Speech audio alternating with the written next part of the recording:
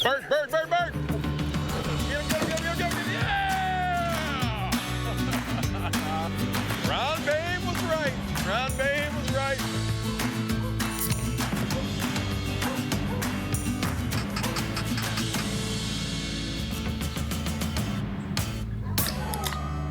I'm feeling spry.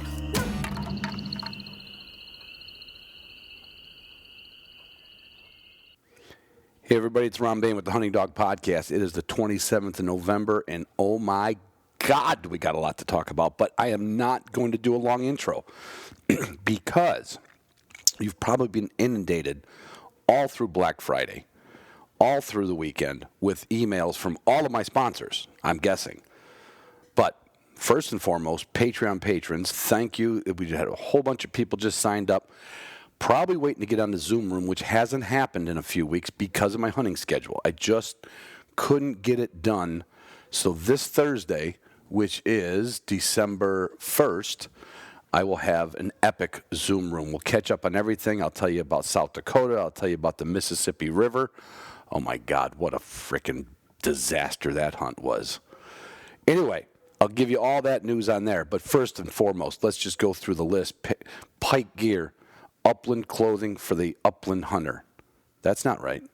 Technical clothing for the upland hunter. I got to write these down someday. Maybe I'd sound more professional. They are my title sponsor. I used a lot of their gear, but you wouldn't see it in pictures because I had so many layers on in the river and so many layers on in South Dakota.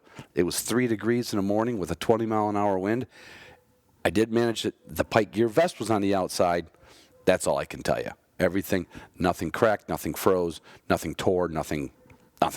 Everything was fine. I wish they'd make some long underwear because I'd buy them if Pike Gear had some long johns. Onyx Maps absolutely got us through a whole lot of course, nothing on the river. Although it did prove to me while I was on the Mississippi and the guide said that was the bluffs of Iowa. I said, boy, this guy doesn't know nothing.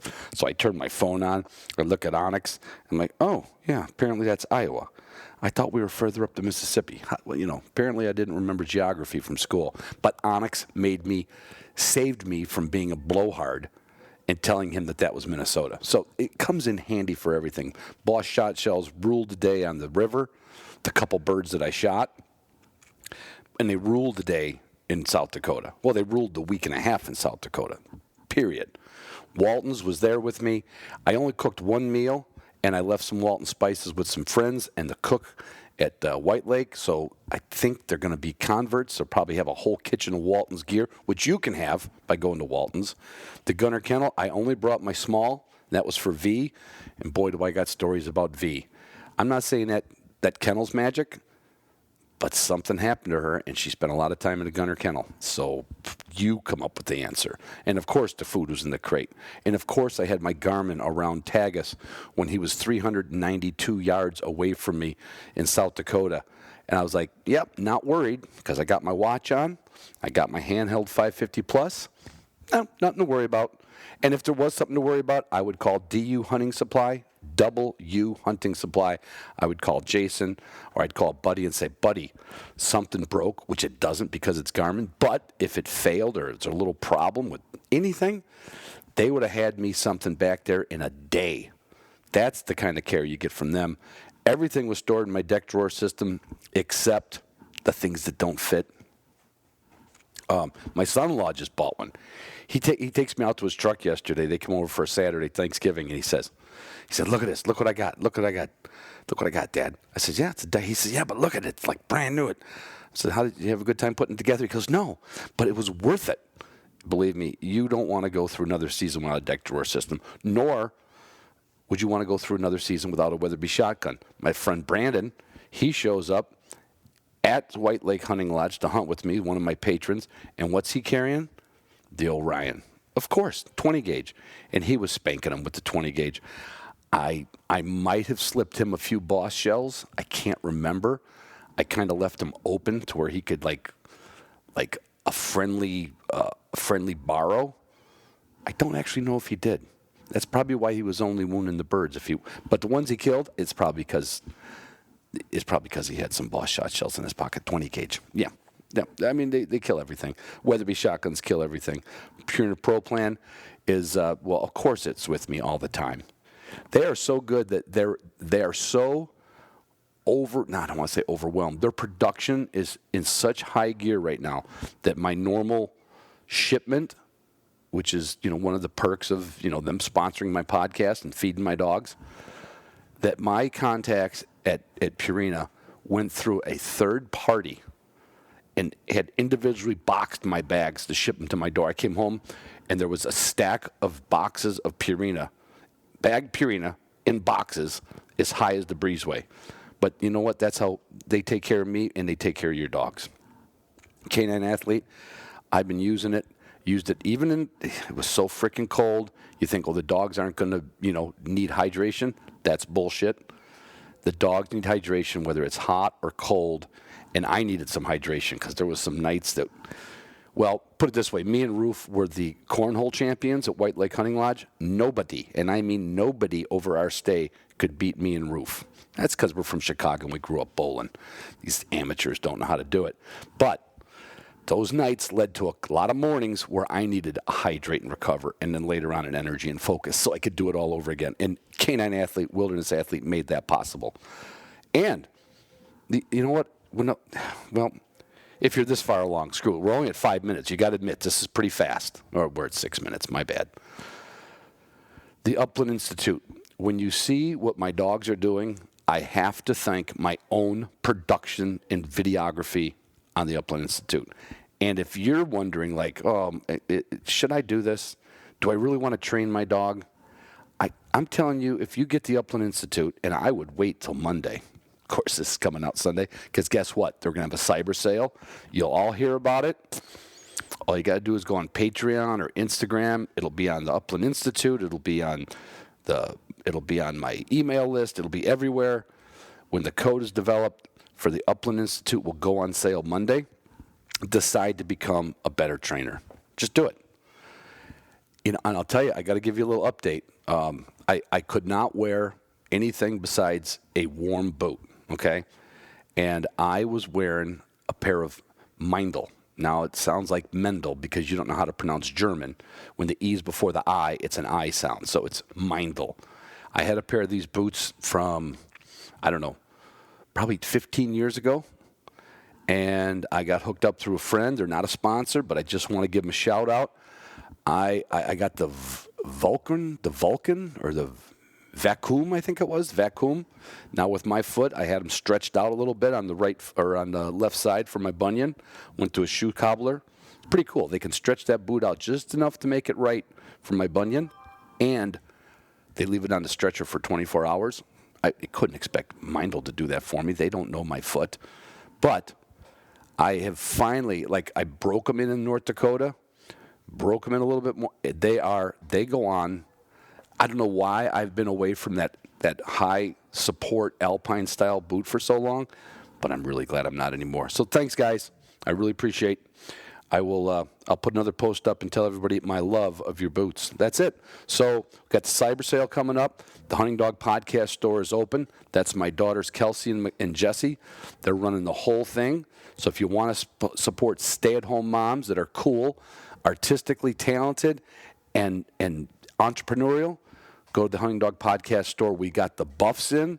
We've got the, I call it an Nalgene bottle, but that's a trademark. We got the H2Go bottles with I'm Feeling Spry on it. We've got the neck gaiters. We've got shirts. We've got hats. It's open. So now you know what to get somebody for Christmas who listens to this show, or put it on your list for someone to get you if you're a fan of the show. So that's it. That was easy. Enjoy this podcast. Enjoy this season. And by the way, I'm not a football fan, but Michigan kicked some fanny. On Saturday against Ohio. That's Ohio. What is it? Ohio, 0-10-8, whatever it is. That was a big deal. Yeah, that's it. And next week on the Zoom room, wait till the Zoom room comes up. I got to tell you about the dog who got a phone for his birthday. Oh, yeah, don't forget to remind me. The dog that got a phone for its birthday. We got a lot of stories to tell. All right, hey everybody, it's Ron Bain with the Hunting Dog Podcast. I'm on the phone with John Wade. You may not know that name because John is a dog trainer, but he's not the dog trainer like you and I usually go to. He works with, and I don't know how the man has the patience to do this, but he works with Joe Q Public, from Chihuahuas to Cane Corsos to Pit Bull rescues. I don't know what, but John sent me an email a couple weeks ago, and I get a lot of emails from, Pet Supply or Pet Fuzzy things.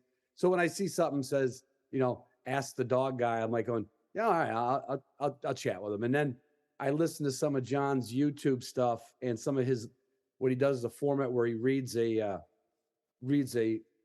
person's letter and tries to break it down, much like we do when Justin comes on my podcast. And I was like, man, this guy's talking my language. It doesn't matter if it's a German Shorthair or a German Shepherd, apparently. So, John, there's your opening intro. Give us a little background on you. Well, I've been doing this for over 30 years, full time, and I've done a lot of things that are kind of related to it, but I've always sort of earned my basic income just by working with people and companion dogs. And other things that I've done, I trained the dogs for a television series called Due South years ago, and I've worked with the federal offices of Canada Post for their employee safety, and I've had a syndicated newspaper column on dog behavior and radio show and that sort of thing. So it's always been dog oriented, but it's as I would say, I get contacted kind of like you were saying earlier. I do get contacted a lot by people who want to be a dog trainer that always profess on how much they love the dog component. And I think we were talking about this a few days ago, but everybody loves dogs. It's not really an asset on a resume. It's a people business as well. And you just touched on that as well, like having the patience to work with people who, because I would say people in the hunting community are probably prepared, whether they're at least in theory, that if they're going to get in the field and they're going to get a performance, they're going to have to do some work.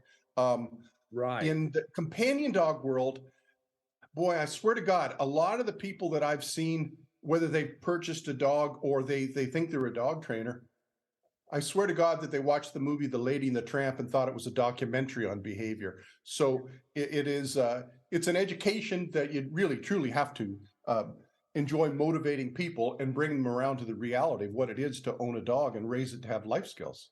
And that's the hard part. And you hit the nail on the head.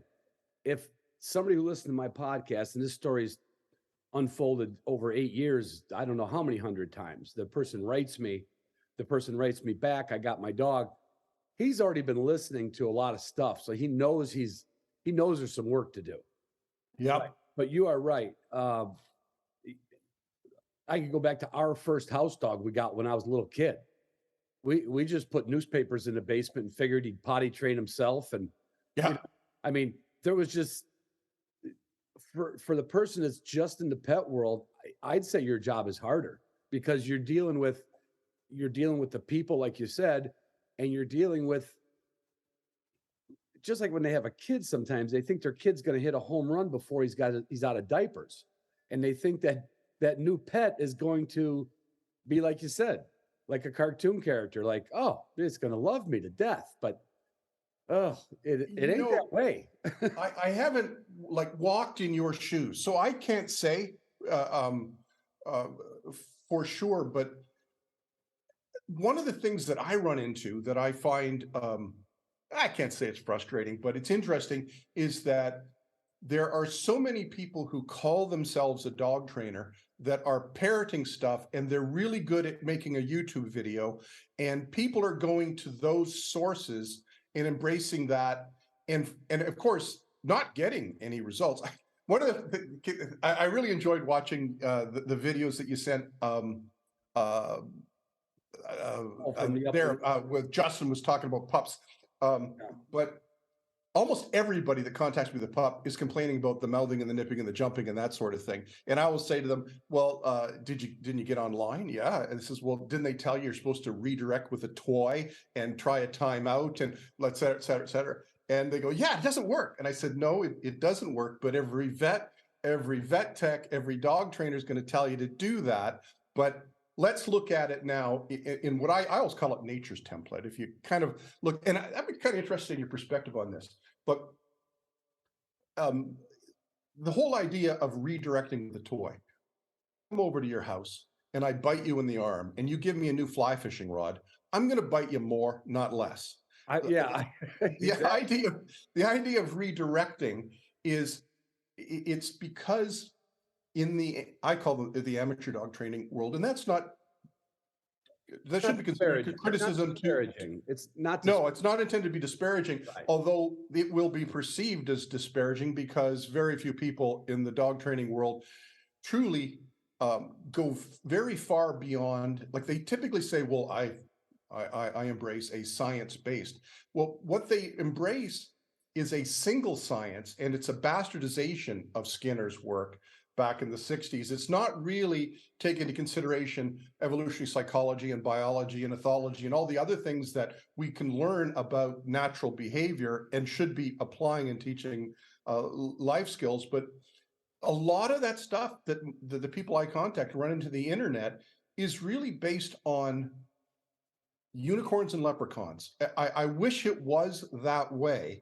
Mm-hmm. And it's often sold to the typical dog owner as force-free, science-based. And, you know, Ron, I don't know about you, but I was forced to do pretty much everything until I was 8, 10, 11 years of age. Like right. Force is part of having your diaper changed and, you know, being stopped from running into the campfire and all that kind of stuff. But it's being sold as then it is abuse. If there's this blurred line where no, the reality is that every single species that is responsible for teaching life skills is faster and stronger and more agile than their youngsters for a reason. The rhyme I teach clients is that pup can't be caught, that pup can't be taught. If it starts to think it's stronger, it's not going to listen to you any longer. Yeah. There'll be a couple good phrases on my next t-shirt. Okay. I'll see if you trademark them or not. I don't think I have, but boy, oh boy, I've been saying it for years. It is there are 3 constants in nature if you're going to raise a youngster. And none of those 3 things are not embraced in the companion dog world. The first thing that is embraced is that when you have a kid, you must assume a responsibility for shaping their behavior from birth to young adulthood. Yeah. Yep. Now, when I thought I was going to be a dad, Ron, first thing that went through my mind was, oh my God, I just signed on for 18 years. And then I found it was going to be a boy and I went, oh crap, it's going to be 25 years. But the reality is that there's certain things that I'm going to have to do in order to get them to the point where they understand life skills sufficiently to exist in life. So that's one thing. The other thing you always see in nature, if you've made this little Venn diagram, and this is just higher order social species, is we use tone and body language. That's the primary way we connect with each other. There's an ethologist, his name was Conrad Lorenz. He called it baby schema. When we were talking before we did this, you were talking about going to see the grandkids on Halloween type thing.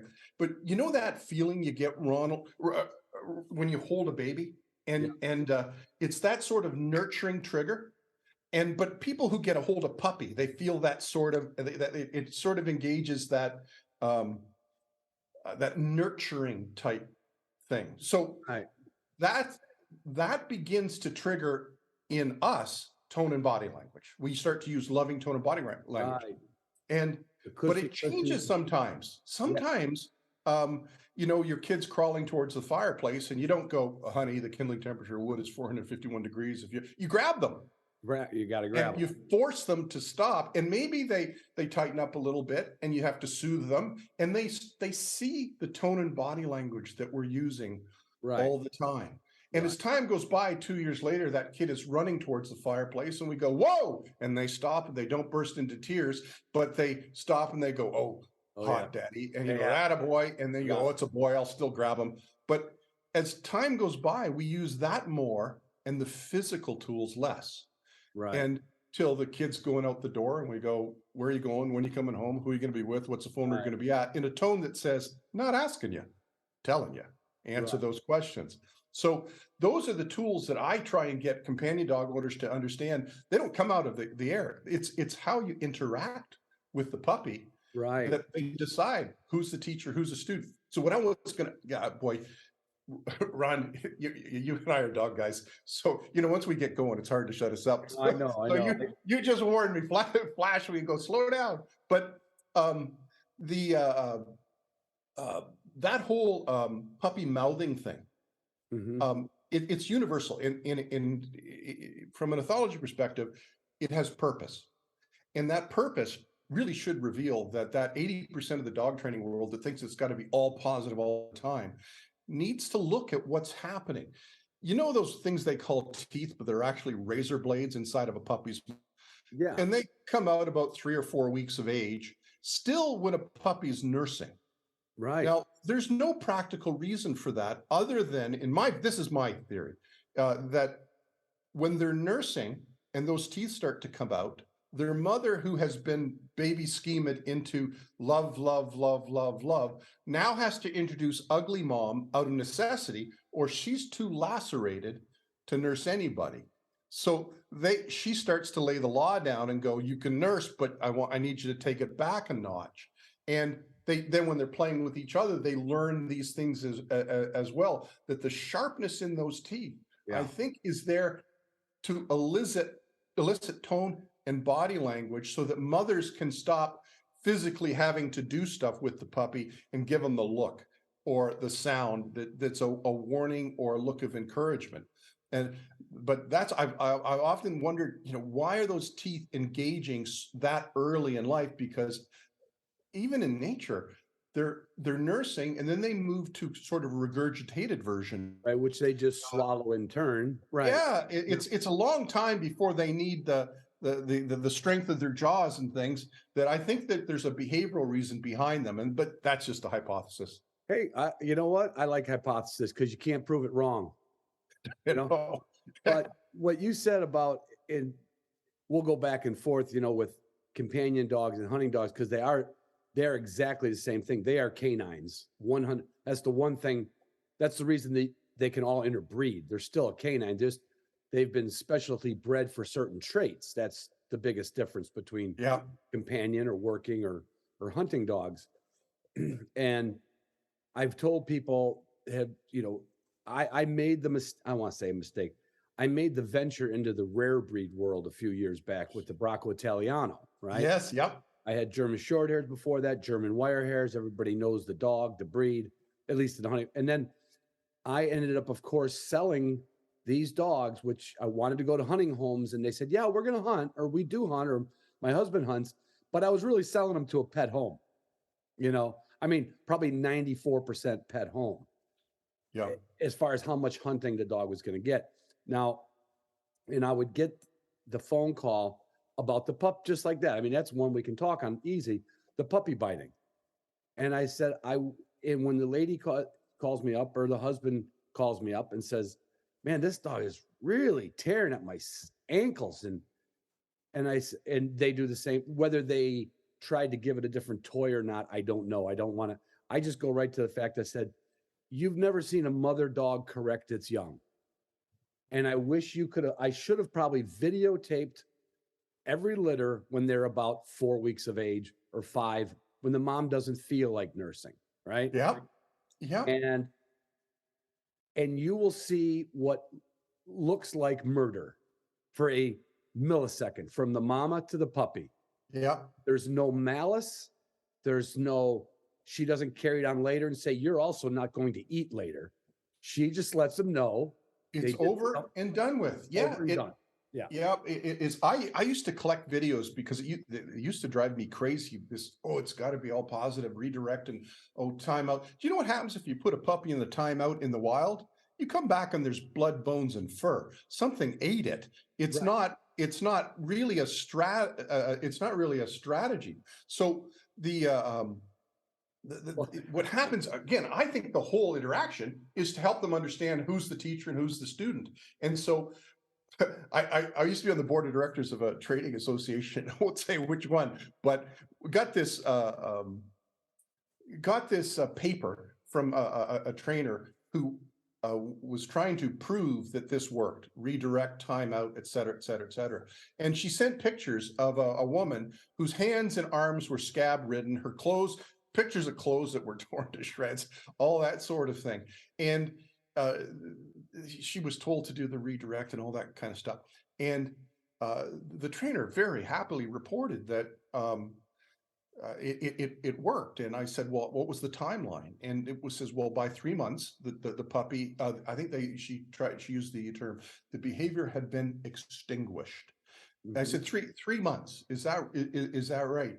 Because in a mother's care, it would have been 24 hours to 72 hours. It had been over and done with until everybody got the new rules.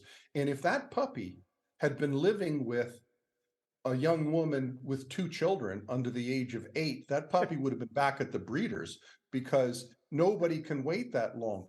So it's this cause and effect where they say, because we do this, it works.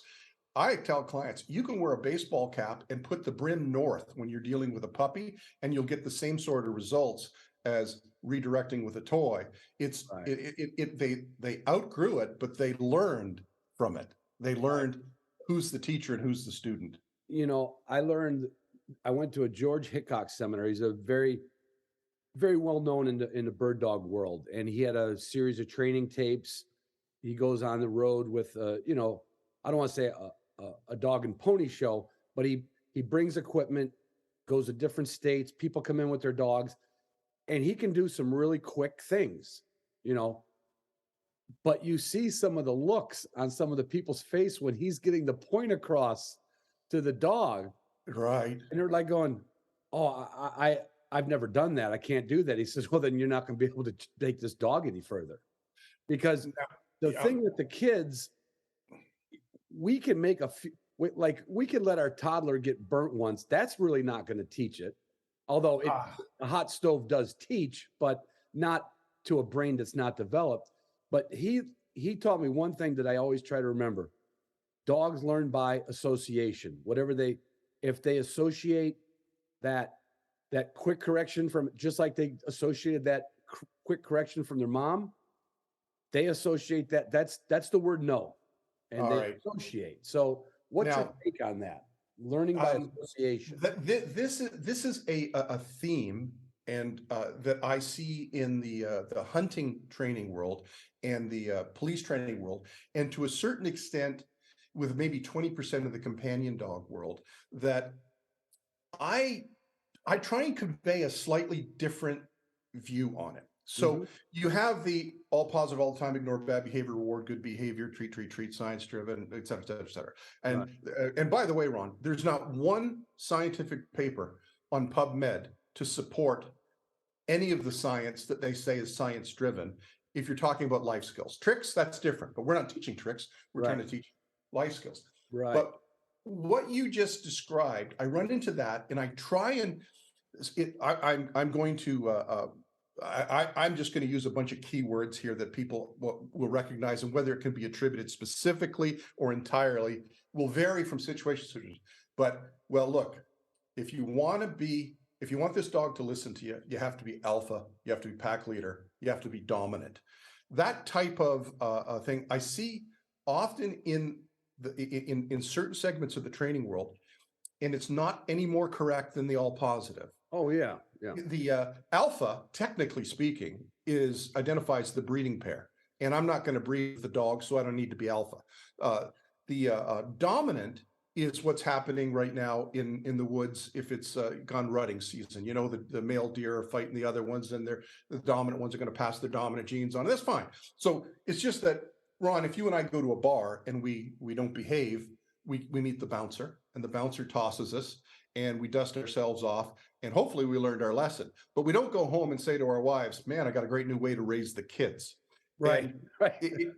it is a way that Although and I so- will tell you, my neighbor did that with his boys, but they didn't come out very good either. no, that's right. There will always be a consequence Right. if you start to stray from nature's template. So we do get a lot of people in some communities who overemphasize that. Where see, I do a show where an organization will invite me, and it's called "Why Your Dog Doesn't Listen and What to Do About It," and it's sort of 2 hours of combination of comedy and education about dog behavior, and it's just for dog trainers. I always have the organization bring a dog that I don't get to meet.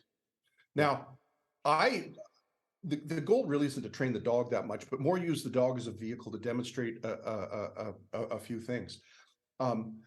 If I start yanking and cranking on that dog and use that might is right, I'm going to lose my audience because they're not going to do that. But I also show them that while I'm talking to them, I can just plant the seeds. And what I try that help the dog understand, oh, we're not roommate, because the average dog we meet, if we say, what do you think of your owners? The average dog goes, oh my God, I won the lottery for dogs. I love my roommates. If we want a dog to understand we're a loving authority figure, we don't have to beat them in a fight or tsunami them. It's not that it doesn't happen. I will absolutely acknowledge that, Ron, that once in a while, there's not one of us on this planet has not heard from an authority figure. I'm not asking you, I'm telling you. I was afraid to come home from school once because the teacher called ahead. My mother would go through a burning building for me, but by God, there were consequences. And whether that consequence, in the old days would have been a licking, but now it might be you lose the privileges on your Xbox or your cell phone or whatever it was. You didn't like it, and it got triggered. But it wasn't the methodology used to teach the life skills in the first place. So that sort of thing where they go in and they do a demo, and they kind of sometimes they're making the dog submissive, and I don't want submissive. I want subordinate. I'm looking to kind of shape a relationship that I know the people will be able to do. Another problem with it is that method will often get a dog to listen to the man in the household, but not the woman, because she's not wired to do that. And we can't have her authority being undermined by the guy all the time. Right. And there are skills. Overall, I find women are really good dog trainers if you give them the right colors to paint with.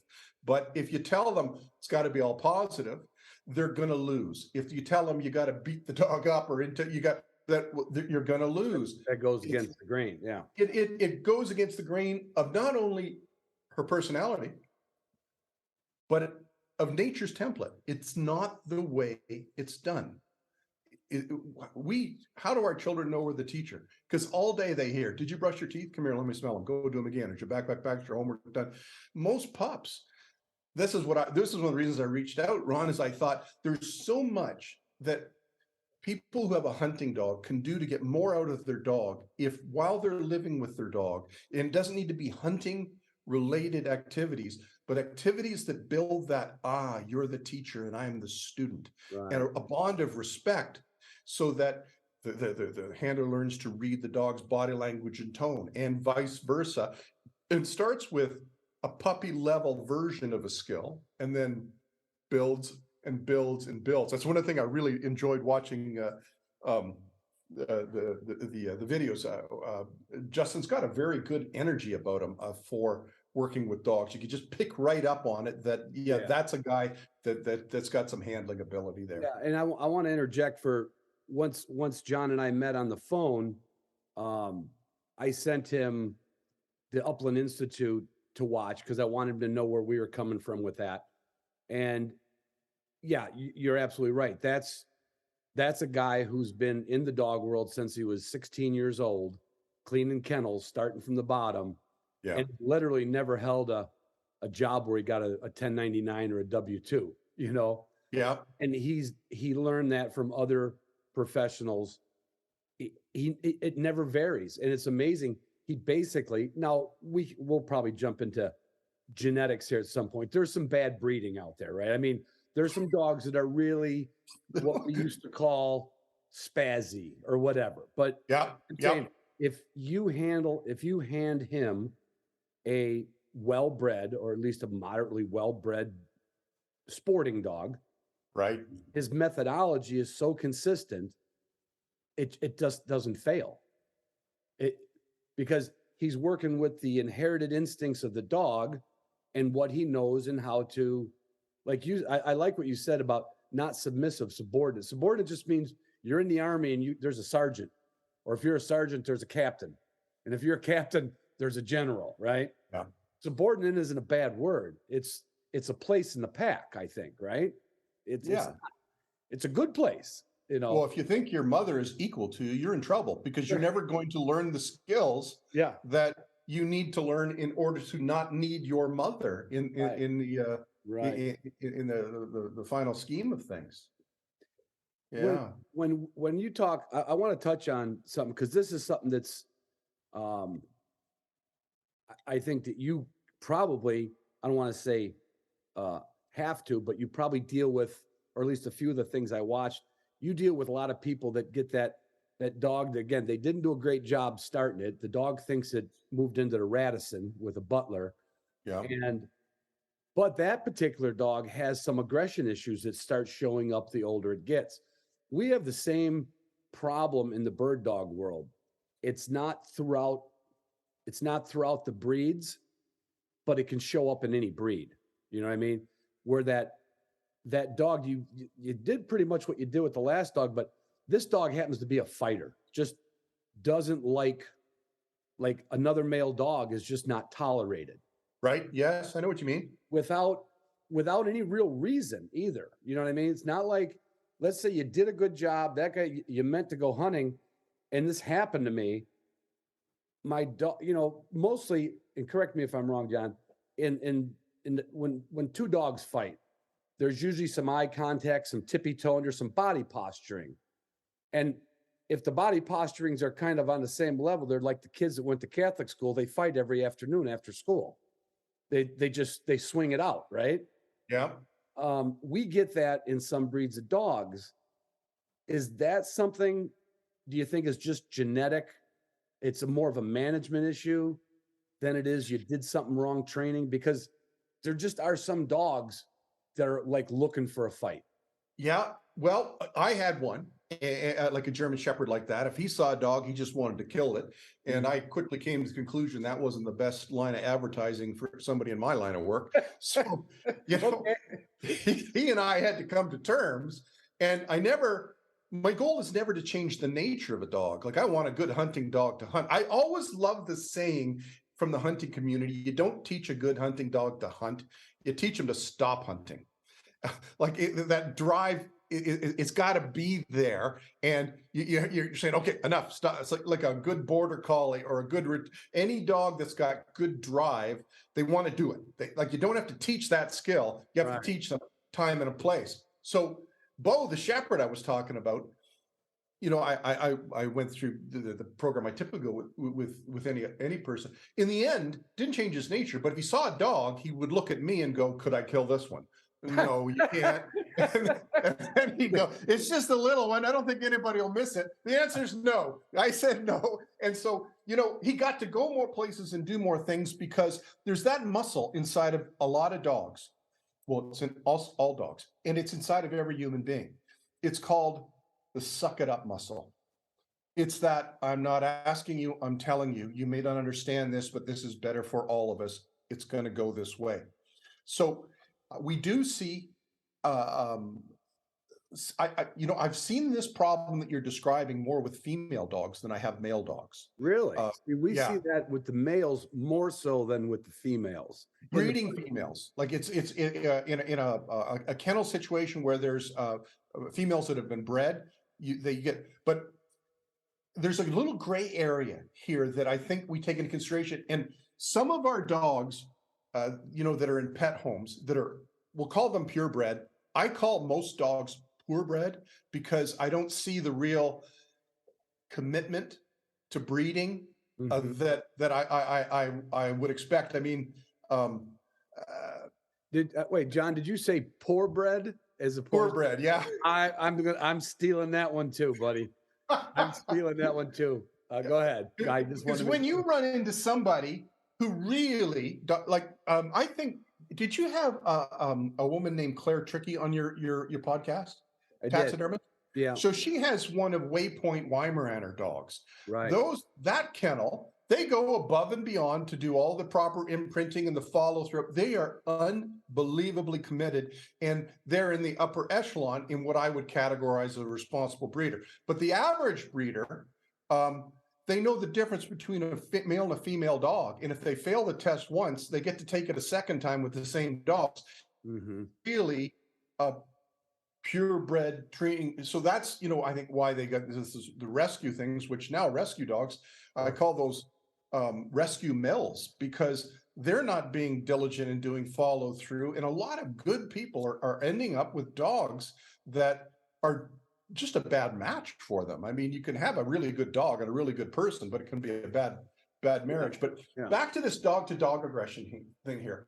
Yeah. So a lot of people take their dogs to these puppy socialization classes, or they let a dog park. And I always tell them, look, you wouldn't drop your kids off downtown and say, go make some friends. It's not really how socialization and interaction goes.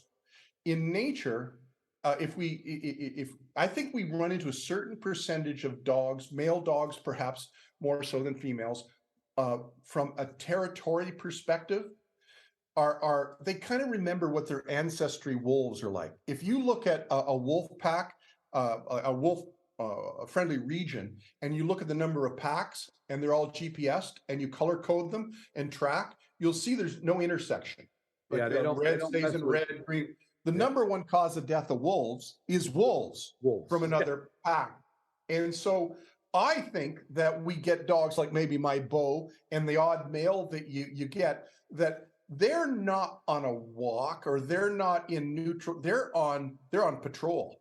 And there's that aspect of them. And I think it's way worse for those dogs when the person hasn't been clear from the beginnings.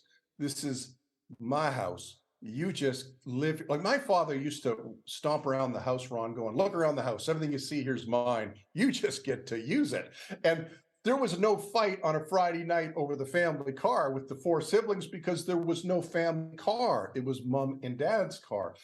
Dogs, if you're not dotting your I's and crossing your T's with some of the personalities, you're going to get something like that. And it's not that you'll ever change their nature, but it's a little harder to get them to check with you and say, can I fight this dog?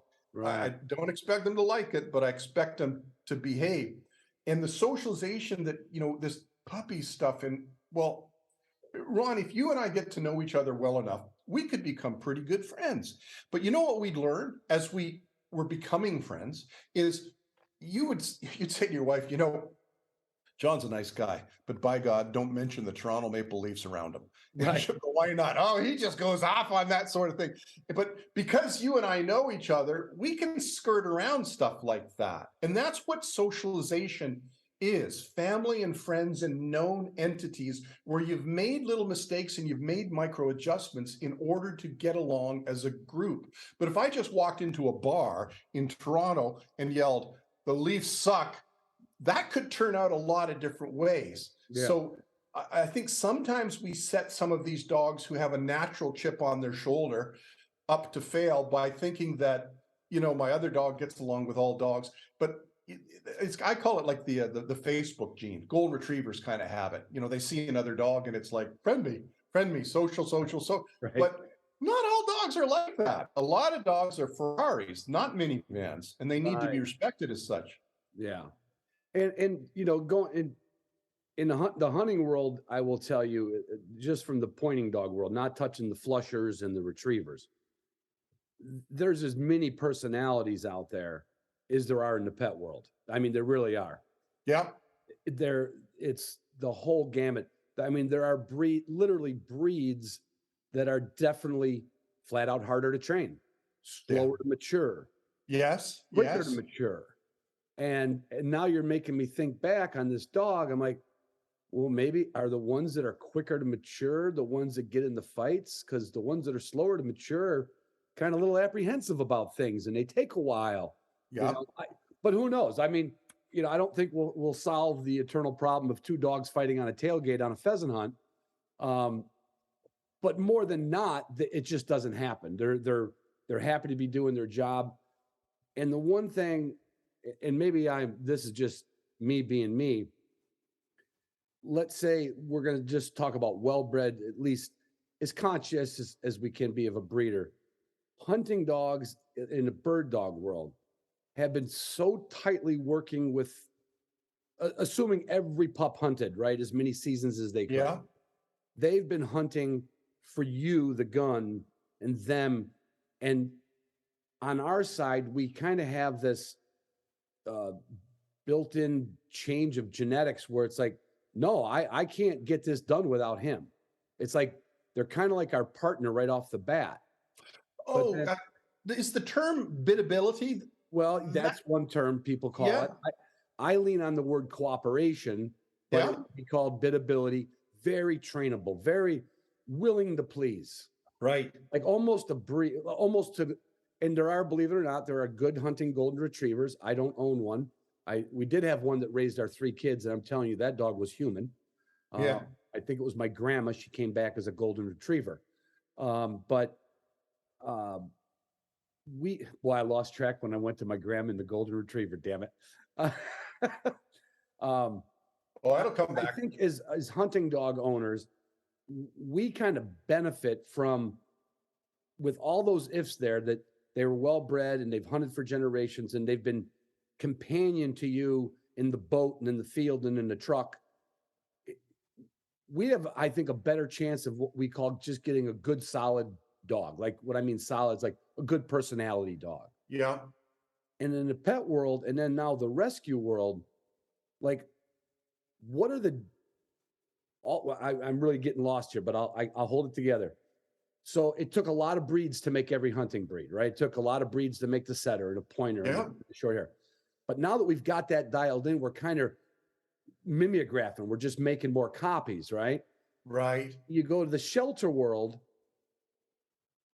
and a lot of times it's the best guess they can do. This is a lab collie terrier mix. This is a whatever. You know, a couple things are the markings, a couple things are the body. They tell you is that rescue world and that orphan dog world that comes to rescue clinics and gets picked up by the people with the best of intentions, are we suffering because of that, just a jump to 3 or 4 different breeds of dog at one time? And this all started in Australia. Ron, I mean, we've always had, we were growing up, they call it a mongrel or but this started in Australia. In Australia, they had this desire to get service dogs that were hypoallergenic. So they crossed these doodle type things, right? Mm-hmm. And they discovered after a few generations, it was a disaster. But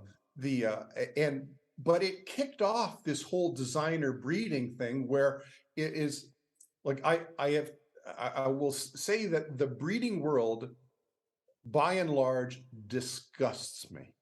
Anybody who's breeding these crossbreds and not doing, like, how many people I have had tell me I got a great breeder. And so what kind of dog is it? Well, it's a Labradoodle or whatever. Now, I'm not saying that the dog is a bad dog. I'm just saying that how do you know it's a good breeder? Well, she did this and she asked me all these questions and stuff, and she's been breeding for 25 years. And I tell people, look, I know people have been married for 25 years and they sucked at that. So,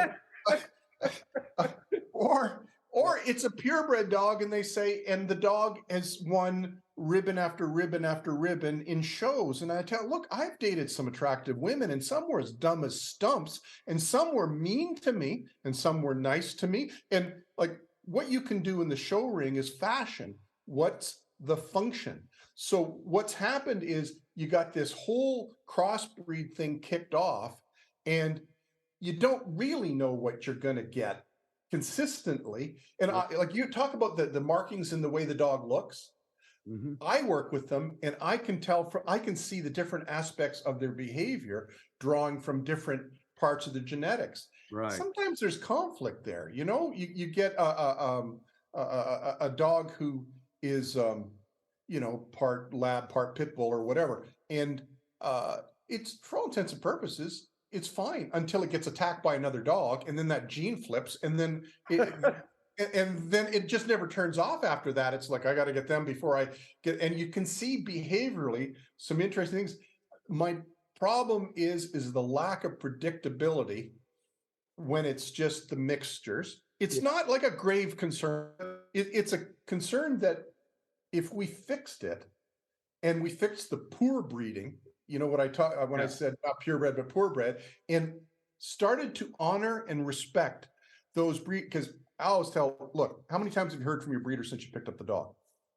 I haven't. They said to contact us or whatever. Well, if the breeder's not contacting regularly after that litter has left, how do they know what sort of stability and performance the dog has got, whether it's just temperament or, you know, field work or whatever? That's where you get your data. But try and find the average breeder out there who takes that interest in their bloodlines. It is so far the exception rather than the rule that the purebred breeders, the really good breeders, the ones who are passionate about what they're doing and they're trying to make a contribution to the breed, Ron, I will say they are 1 in 1,000 of people breeding out there. And I do not feel I'm exaggerating in the least. You can come on me with a dog breeding catalog and we can contact breeders, and I'll tell you, very few of them will be able to answer the questions I ask them, doing the things that I think they should be doing. I don't even need to call all the crossbreeders out there because they definitely don't. They love dogs, right? But I love chocolate cake. It does make me an expert on cake, right? I will do this in defense of hunting dog breeders everywhere. Yeah, I'm fortunate to have an association with a group of Versal hunting dogs. Yes, and I would say, even at the most amateur ranks, they strive at least to do some health tests, which is important too. Yes, I agree. And what we call a puppy evaluation test. Their puppy owners will not ever get it would be a limited registry. So yeah, they could own the dog 100%. They wouldn't have the rights to breed it under that registry. Doesn't mean they couldn't go breed it in the alley, but I mean, yeah. And the caveat would be, we want you to bring your puppy to one of these tests. There's 100 places in the country to go to, and we want it evaluated as a puppy.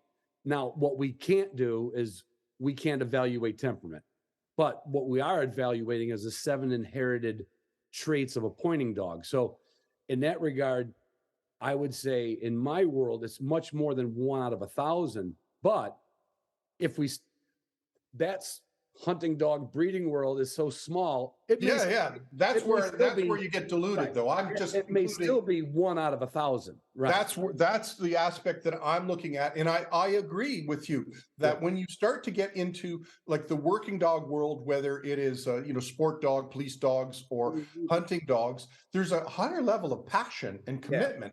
Not necessarily always the level of knowledge that I think there should be. Yeah, but it's far higher than it is everywhere else. And I like purebred dogs. I don't care whether it's a beagle hunting rabbits or a bird dog for upland or a border collie doing sheep. When I get to watch, it centers me, and I feel like I'm looking. I feel like I'm looking at poetry when I see those dogs doing what they were meant to do. They were properly bred, they were handled, and they are out there just doing their thing. It's beautiful, and I would love to see that for all dogs, regardless. But again, there's the regulations for to be a dog trainer, and same regulations to be a parent in this country, unfortunately. Yeah, sadly, it is. Don't have to I hate to be crass, but you don't have to pass a test to have sex in this country. So, how do we get our breeders to care anymore?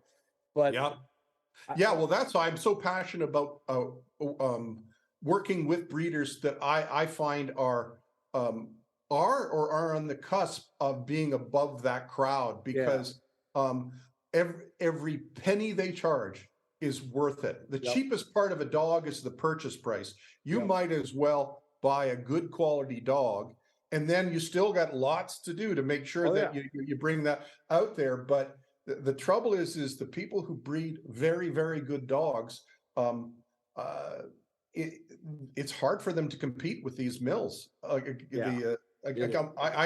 I've said this publicly before, and I have no hesitation to say it, but most breeders are puppy mills with better living conditions. They're not bad people. I'm not saying they're stupid. I'm saying there's ignorance enough there that they're doing damage they don't realize that is easily fixed, Yeah. that you don't necessarily see to the same extent in the hunting dog community where they're passionate about it. Oh, but I will say historically there are some of those, of course. Oh yeah, yeah, that's yeah. I mean, not two quick stories. One, I'm working on another project, and we went to a breeder's house this weekend and I did a podcast. We filmed their dogs, their kennel. We did a confirmation study on different age pups all the way. I mean, we're trying to do an informational piece about dog breeders, right? Yep. That lady checked off all the boxes. Honest to God, you'd meet her and you'd say, guess what? I guess I'm getting a German short hair pointer next week. Honest to God. Yeah. But that is her level of commitment is probably tenfold than the average one, you know? Yeah. Yeah. But again, there's such a market out there for dog, and we love dogs. I mean, this country's got more dog. I think we might have more dogs than guns. I think it's pretty close, right? Oh, is that right? Yeah. I think it's like 300 million guns and I don't know. It's getting close, right? But with that, I got friends of mine whose parent or kids want to get a dog. They might know me just from I'm almost insulted that they don't ask me a question. Like, I'll go over to their house. I'm like, you guys got a dog? Yeah, the kid's been wanting a dog, and we went down to the shelter. And I was like, man, you're just asking for you're asking for more work. You just rolling the dice. Yeah, exactly. That's exactly it. They just rolled the dice, and every once in a while you hit Yahtzee. Okay, great. And the same thing with the people who breed the poodles to everything. Yeah. That's an insult to the original poodle breeders. Oh, absolutely. Why not get a poodle right in the first place? Exactly. It was a fine hunting dog 100 years ago. Yeah. Build the poodle. Yeah. Why would you mess up a Labrador? I mean, it goes. I want to try to get, because we're both kind of ranting and raving on all of our favorite things. I had said something to you when we chatted about Ed Bailey. He wrote a column for Gundog magazine, a true animal behaviorist, studied from. He's an ethologist. Yeah. Yeah. And he had said something that you didn't disagree with, but there's a different take. So I'll preface it a little more. He told me that dogs should be staying with the parents and their siblings. He would like to see breeders wait till 10 to 12 weeks of age. But that breeder has got to be one of those top shelf breeders too. It's got to be, they got to expose the dog to cars and travel and separation. And, you can't just because you got them at 8 weeks, you can't leave them in a pen for 4 more weeks. They're not going to, that's Right. not official. But a good breeder could do a lot more in those next 4 weeks. As can the mother and the litter mates. And yeah, there's lots of positive things can happen. And then when he said one thing, he said, if people would even realize, he says, do you know how much easier it is to housebreak a 12-week-old puppy over a 6 or 7-week-old puppy? But you kind of agree with that. But what's your take on that? In an ideal world, when should a puppy, or when would you like to see a puppy go to the human component? Yeah. I don't know him Personally, or even to see him. Right. But I have had a conversation with him on this topic because he has said this, that you don't want the puppy when they tell you, which is 7.5, 8 weeks of age. Right.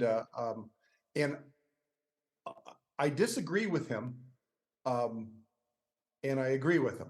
Right. If breeders were doing there's a see, there's a couple scientists named Scott and Fuller back in the 1960s, studied for 20 years litters, and they narrowed down this critical imprinting to 3 to 12 weeks of age.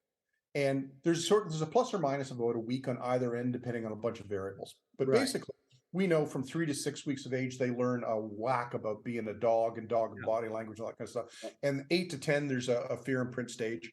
And and starting at about 12 weeks, your ability to imprint on to negate the possibility of fear of thunder, gunfire, that sort of thing starts to wane. And so there's so much that a breeder who is, understands how this works. Like they can play, background sounds of thunder and fireworks and stuff starting at 3 weeks of age. There's all kinds of stuff that they can do. And if the breeder is doing all that stuff, because the pup is going to move from a rural, essentially almost all the time, to an urban environment, it's important that the sort of activity and lifestyle is compressed into that 3 and 12 weeks to the best of our ability.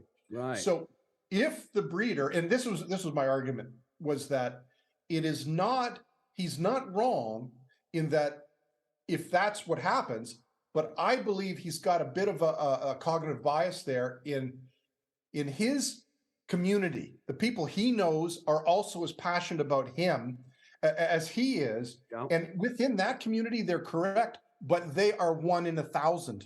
And so for the average person out there, if they are to get the pup at the right age and they were to do this stuff, which they often don't because they get sucked into a puppy socialization class, which has got nothing to do with socialization in the context of Scott and Fuller's work. Right. So yes, if I had a really good breeder and they're willing to keep that pup longer, I'm all for that.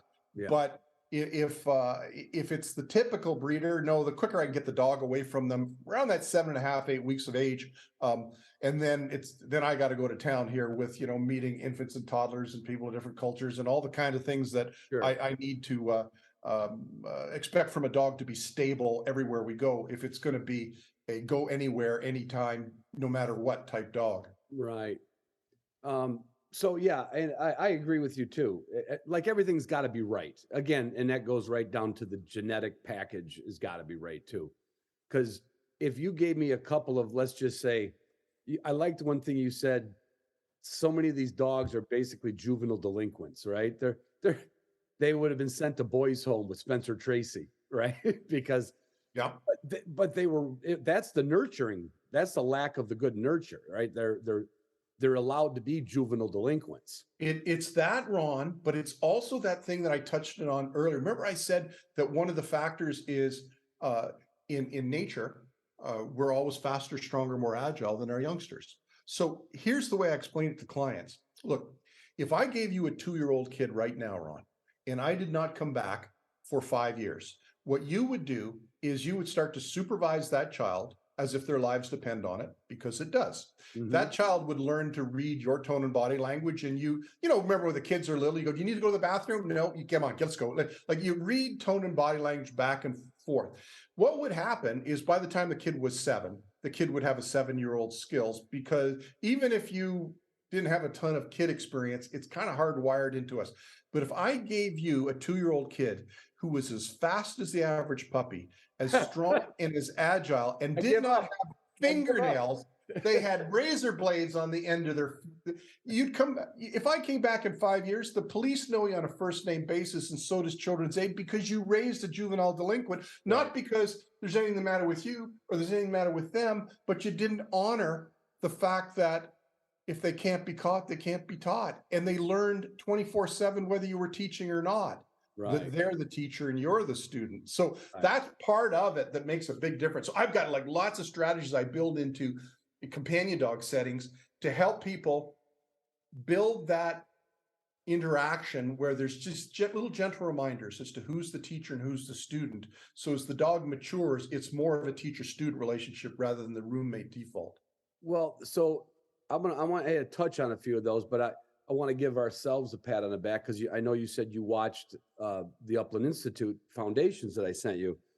So those little things that Justin does, from the tie out stake to the calming touch, where you stack the dog up. That's and- one of my favorite ones. I had that written down as on my notes if we were going to talk about that. I really And- thought that's a good exercise. and waiting to be released out of the kennel and not Yeah. just busting free. Yeah.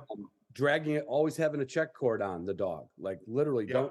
there's no, unless you're out in some, battle scene with barbed wire fences, it doesn't hurt a dog to drag a little check cord with them. You're right? not wrecking their freedom. You're wrecking their freedom to make mistakes. Right. So that would be all good, solid stuff, right? Yeah.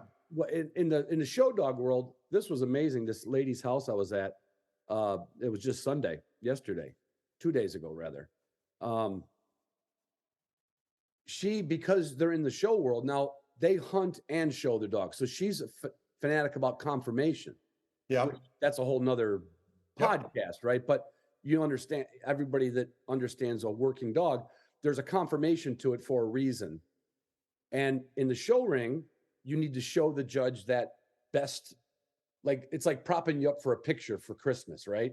You stand up straight, hold your head up, she starts stacking those little dogs when they're 4 weeks old, just not seriously, just picking them up, putting them down, broken her tail up, holding her chin up. And it's amazing. She could get an 8-week-old dog to stand there for a photo shoot with no pressure, but just this consistent hands-on, what Justin would call the calming touch and what the show breeders called stacking. Stacking. Right? Yep. And the dog's demeanor doesn't shrink. He doesn't get on the table like, woo. It doesn't act like a kid going to the dentist for the first time. He acts like he's, getting his prom picture taken, Yeah. And so those things are pretty well known. At least we're trying to convey that into the sporting dog world, because that's really who buys our course. What are some other things that you tell people they get the new pup, assuming there's enough underlying aggression or underlying something weird? What would you tell people things to do with an 8-week-old pup? Believe me, most hunting breeders get rid of them at 7.5, 8 weeks of age. Yeah. And they all usually come out fine. What are some of the things besides waiting at the door and the hands-on? What are some of the things you recommend to people if you get somebody early enough into question stage? I do.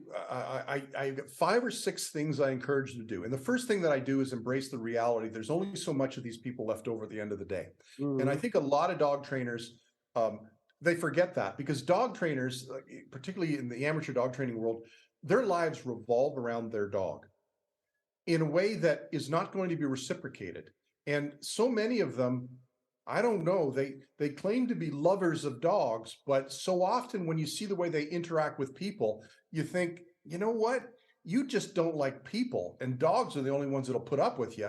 So that's how your world has become. So they just don't relate to the reality of what's going to happen when they leave the situation. So whether they're meeting once a week or whatever. So I'll tell people the dog's not going to raise himself. He needs reminders. But what I would like, if we got a little 8-week-old puppy right now, Ron, I would say not next Thanksgiving, but the Thanksgiving after that. I would love it if I said to that dog, "Oh God, Ron and his wife are over. Go get on your mat, stay there. Okay, let's serve dinner." And the dog did a job level, but it's a puppy. We don't ask them to do that level. So what I try and get people to do is, what are you doing anyway in the day? Well, you go into the kitchen. So let's put a mat in the kitchen. Okay. And let's teach the puppy to what go to the mat is and stay and don't move until you hear the word come 3 times inside of 60 to 90 seconds every time you make yourself coffee all day. Now you're doing it anyway, but you're also planting a seed that is also the seed of tone and body language. And no, I'm not asking you, I'm telling you, and look, I'm a little faster than you. And I want a dog to kind of, at the end of the day, look at a person who hasn't been doing that and go, "Jesus, Ron, have you been working out? What do you mean?" "Well, you caught me." Like, you ask people, who gets to the door first? The dog does. Well, we don't want that. So what do we do? Well, when somebody's at the door, we go, "Just a sec, I'll be right there. Get in your crate." We put the dog in the crate. We deal with the door. But if I'm taking the dog out to the bathroom or for a hike or whatever, I start at the door and I say, "Go to the mat, stay, and come." Because let's say you took the pup out 3 times for the bathroom and once for a run. Yeah. So that's 4 back in. That's 8 times a day of brush your teeth, comb your hair? Did you do the, rather than leaving it to chance, it just kind of gets built in. Another one that I do is stairways. I always tell people, look, I got a client who's a paraplegic because her golden retriever wiped her out on the stairs.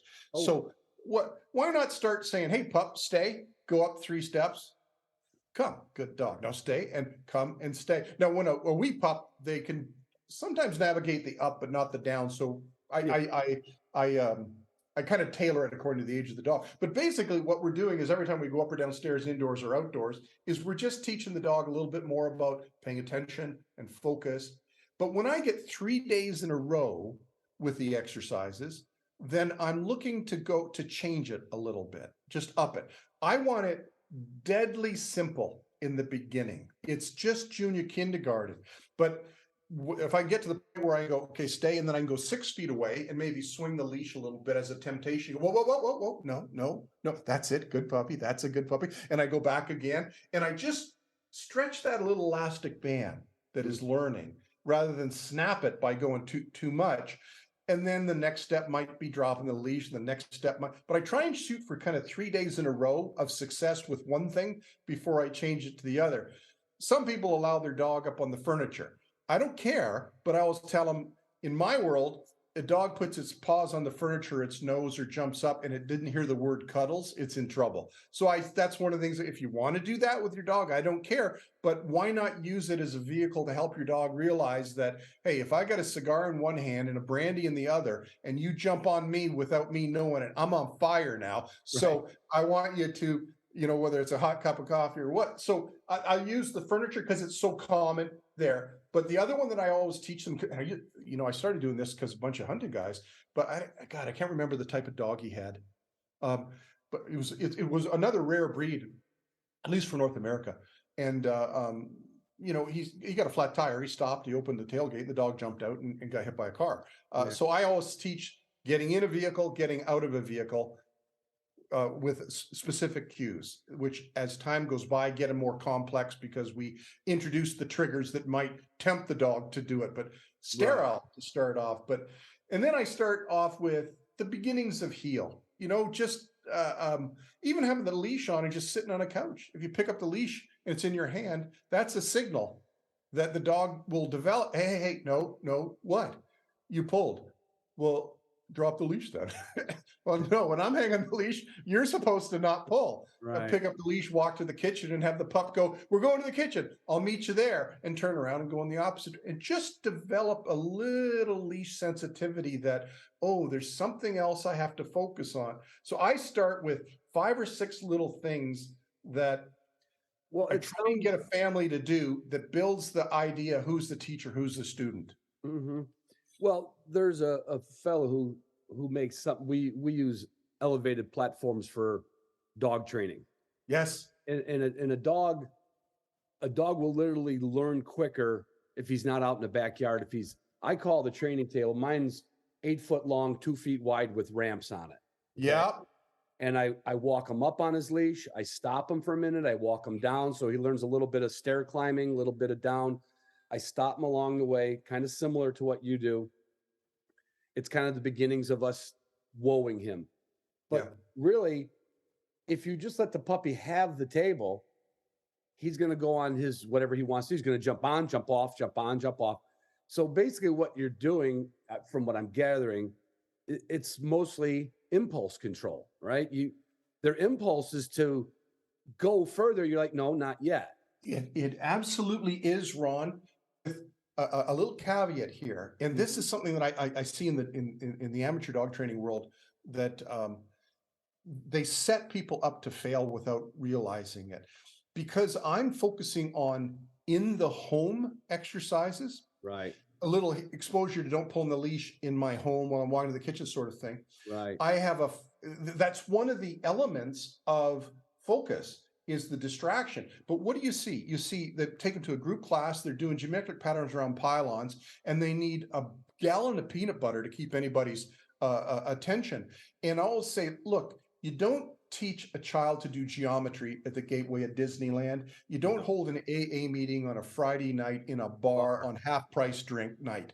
You don't teach heel out in a highly stimulating area. Oh, no. Ever. Because then you end up going to you might lean into the might is right thing, where you succeed, but it's a pretty crappy day at school. Just start planting seeds and build on them where you're not up against the environment, and then start. Boy, you know, the shepherd I was talking about that didn't like other dogs. Once I got him to the point where he understood who's the teacher and who's the student and what stay meant and heel meant on paper. Well, then we started, you know, you go to a dog park where they're all generally just crazy dogs on the inside, but I can work 100 yards away from them because they're fenced. And I can start testing his stay and his come and his heel that he already knows. He knows the relationship. He knows my voice, what I like and what I don't like. And when I can get 3 days in a row at 100, I'll do 50, and then I'll do, and I just give him a chance to digest the dang information rather than I can get a dog to do anything, no matter what distractions you want to throw at me. But I don't want to have to book an appointment with a therapist afterwards for myself, or have the dog need to see a chiropractor because I set us up for failure. Right. And my ego's on the line. Right. I don't believe in that. And I like everything you're saying, and it is all applicable. And those little things that when you start in the kitchen, that's your spot. After I'm going to guess here, after quite a few days of that, I would guess that puppy follows you into the kitchen and goes right to a spot, right? He's completely compliant, but completely happy. And then you start tempting him by dropping right. So you start proofing the. Yes, that's right. Yeah, sure. You turn it into a skill. Right. So you teach it, you kind of train it by the placemat, by your body language, and then you proof it. Now you got to go do dishes in the backyard at an outside kitchen. You can't just run to there because that's a whole different level of stimulus for the dog outside, right? That's right. So bringing it, let's say, for the hunting dog people, bringing your training from the house, and Justin will say that too. You teach like he won't teach a dog to heel, really formally heel till they're a little older, but he wants them to have decent leash manners. He doesn't want his arm. That's right. Teach the leash manners, don't pull. And he said, introduce heel gradually. Everybody does this. Almost everybody does this in their yard or at a training day or at a PetSmart thing, right? Or, not to besmirch PetSmart, but he always does it somewhere where there's no, like literally on a gravel driveway, or because the dog is also, especially a bird dog, if you go out into the woods to try to teach him to heel, his nose is pulling him. That's right. Yeah. I smell a skunk in the distance. I just saw a squirrel, right? Yep. How do you, so you take that kitchen behavior. Where do you bring the kitchen behavior next? Just to another room of the house? Is that enough? Well, the two rooms I typically focus on are kitchen. It doesn't matter what and doorway. So, because that's an activity that's happening regularly. Right. But when I can get to the point where, I've got it where, I say, get on your mat, stay, and I can fill the kettle, boil the water, steep the tea, have the tea and eat a muffin. I figure, you know what? The kid knows how to use their indoor voice now. Right. So, but rather than jump into the theater and take them to the theater, I do the drive-in next. And so, I go, well, that's where I might start. I make a list typically, and it'll depend on the breed and the dog's personality, of everything from squirrels to geese to dogs to children to whatever. And I tell clients, look, put in an order of whatever you think he's most indifferent to the most excited at. Right. Let's start with the easy ones. So let's say if it's squirrels, and then I start doing field work where we're 100 yards away, and then 75 yards. And when I can get squirrels under my belt, then I go, because the first time he sees a squirrel, he's going to go, holy crap, sit back, I got this. What did I just tell you to do? You said stay. Yeah, but you didn't mean around squirrels, did you? Right. I did. Why? Because I kind of like my arms the same length. How about that? And and so does this mean I can never chase squirrels, John? No, that's not what it means. It means if I tell you to stay or come or heel, those life skills I was teaching you at home, if you want to go places with me and do things, you have to respect that those are jobs. Because almost everybody, Ron, you'll see this where people, Does your dog come? Usually. Does your dog stay? Well, it depends. Will your dog heal? Well, it kind of depends. And I always look, those are the life skills. Those are the three things that if I go hiking or fishing or I want to take my dog, I want to see grass stains on the pads of their feet when I say come, because it's a life skill. I want to be able to fish on the river and be able to pull my dog and tell him to stay while somebody's trying to land their steelhead. It's a that I want. So I always tell my clients, because they always say, usually, depends, sort of. I say, look, if you said to me, John, is your girlfriend faithful? And I said, usually, it depends, or sometimes, that's a no. That's a no. Yeah. Yeah, if you want the dog to learn it, you have to teach it. And you teach like we learned, increments, little steps, take into account maturity. Yeah, exactly. And that's something that I know even the group that I work with and have been married to, we get into some hurries that it's unbelievable. Like somebody will come out with a new puppy. And of course, everybody wants to see the new puppy. You know, hopefully the guy's had all the shots and everything, right? Yeah. I don't want somebody to come out with an 8-week-old puppy because we might be doing some shooting out, you know. But Yeah. let's say he comes with a pretty nice young dog, and somebody will inevitably come up to this guy. And I've stopped it when I've heard it, but I can't be there every Wednesday night. Somebody will say they just come back from the field. What we use is training birds, or a lot of times pigeons, street pigeons, right? Yeah. And they'll go, has your dog seen a bird yet? And the guy's like, I don't even own a shotgun yet, but I got this. He goes, here, let's see what he does with this. Right? The puppy has had no basis is he ready to see the thing that he's going to mature into. And we have a terrible habit of giving them that before they're even ready for it.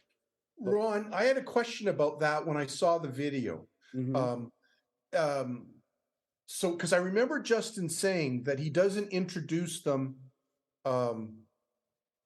that early, and I know breeders that do.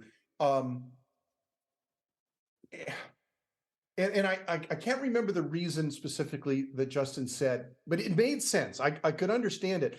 Right. But what I was wondering, and the question I had written down to ask you, and you could pass it on to Justin as well, is that imprint period I was talking about, because it's an imprint period.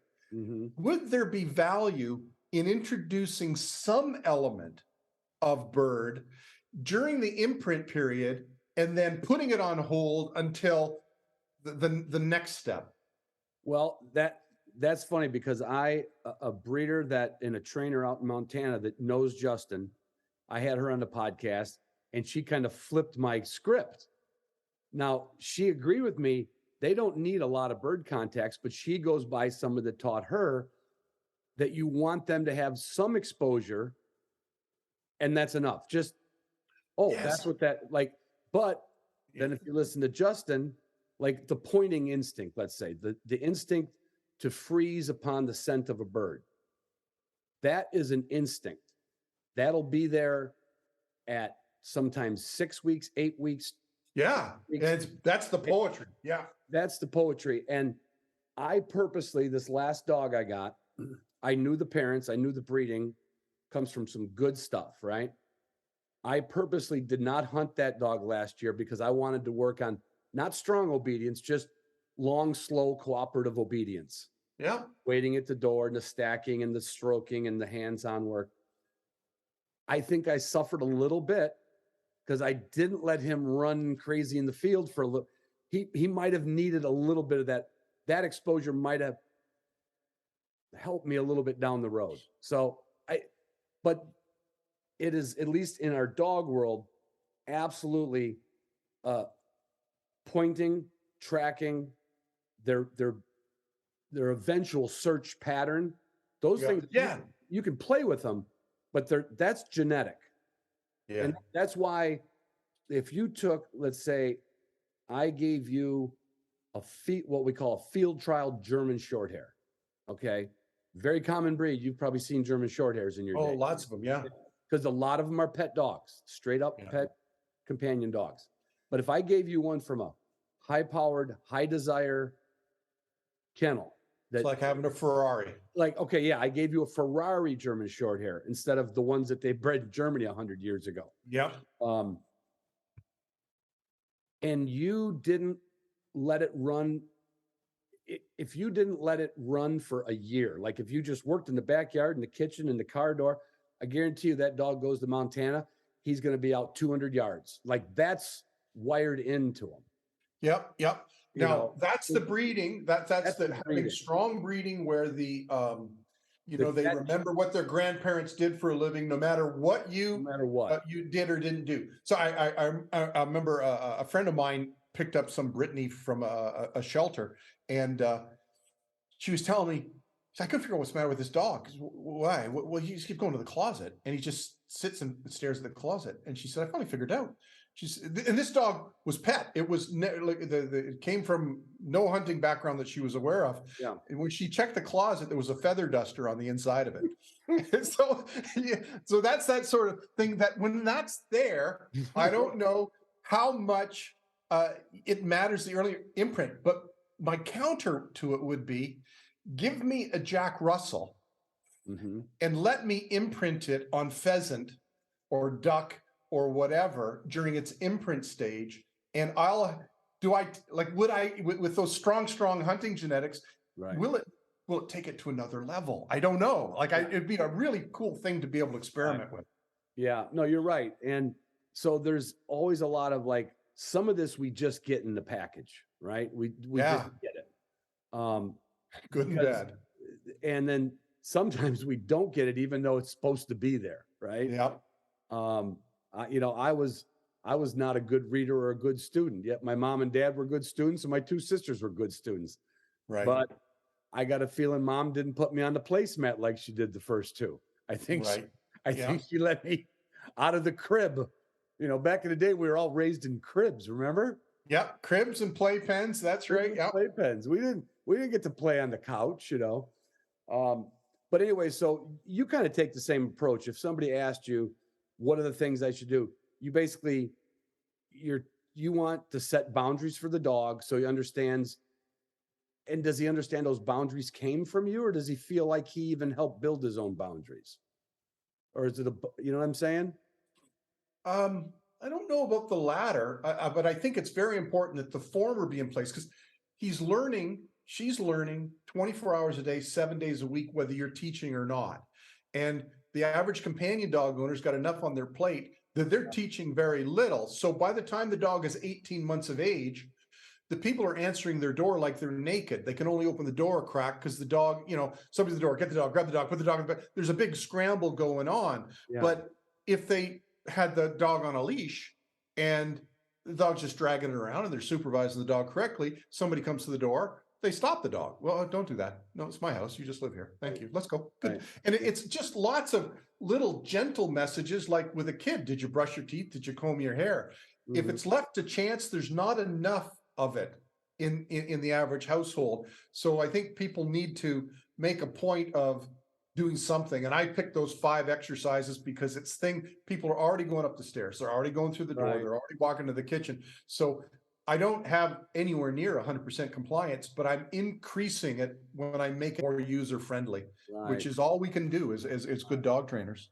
Let's flip this scenario, because I like what you're saying. And for you to know, I think statistics, mine are some of the rare dogs in the sporting dog world, because I can't have them all. They get raised in a kennel, so they get to learn a lot, whatever they do with the other dogs here too, which some cases is, we grab magazines when Ron's not around, right? So I suffer from that. I still do my obedience when I'm here. So for that person, your average hunting dog owner, that is a house dog, 100%. It is, yeah. That is a good start, just in those TV time, dinner time, going to bed. I mean, even what if the dog followed you to the bathroom? Would you have a placemat in the hall? I guess I'm picking a kind of a comical. Does John have like 4 different little placemats in the house? Because John's lazy. John absolutely does. Good. Good. I mean, but there can't be anything wrong with that in the long rate, right? I got to imagine your dog would go down the hallway and go, oh, he's going in to blow his nose again. I guess I go to the nearest mat, but Well, eventually I can extinguish the mat, and I do in a lot of contexts. But let's say I'm trying to take that shepherd who is, as an overfixation on other dogs, and I begin the field trip level exercise 100 yards away from dogs in a dog park, and I toss a mat down. Now he's got a little bit of a touchstone of familiarity. Eventually, I'll extinguish the mat, and stay means stay no matter what. But we've got that solid foundation that we're not roommates. Like, you remember having a substitute teacher when you were in high school, Ron? You never had anybody in your life. Is that the one I motivated. fell in love with, or is that the one that I could get away with anything? That the last one. The last one. Okay. We never had anybody in our lives more motivated to go above and beyond for us than somebody fresh out of teachers college. But we sent half of them home in tears, questioning their career choices, because the relationship was in the classroom had not existed yet. I'm trying to build a relationship in the classroom that I can eventually start to take to the field. And that's one of the reasons I reached out to you, is that I thought I find the hunting world fascinating. I enjoy the outdoors.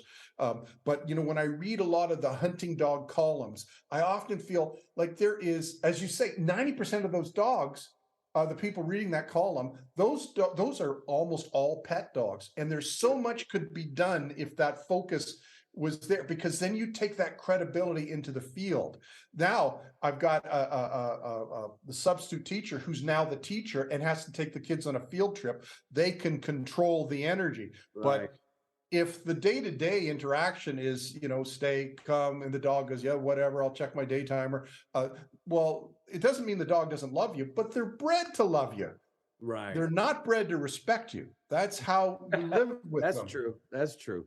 Yeah, the substitute teacher. I love analogies, so I'll probably be stealing that one too. I love yeah, we sent a few sub teachers home, but like I said, I'll tell you what though, if Mrs. Fleming, our 8th grade teacher, told us that she wasn't going to be there Monday, and that we better darn well behave with the substitute teacher, we did, because she built that. Exactly. She built that behavior in us.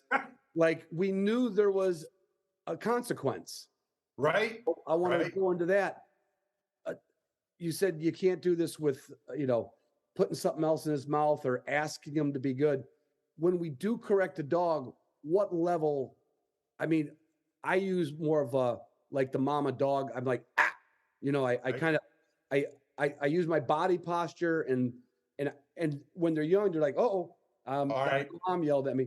What do you do something similar for? Well, that's an excellent question. So to me, a leash serves 3 purposes. The first is allows you to multitask.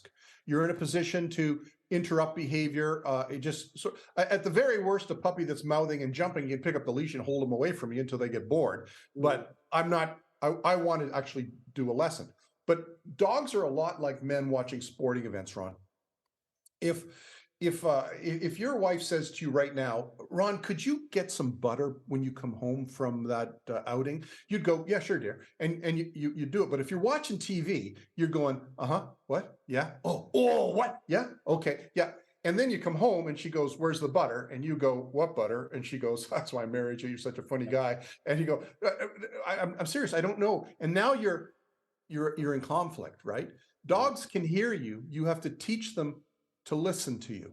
And so if you go, or whatever it was, you're going there, I want to make sure that we have attention. So if I'm you and the wife is trying to communicate, I'm nodding my head, but I'm watching TV, and people who are listening to this won't be able to see it, but I'm reaching and I'm just grabbing my suspender here and I'm giving it a little snap.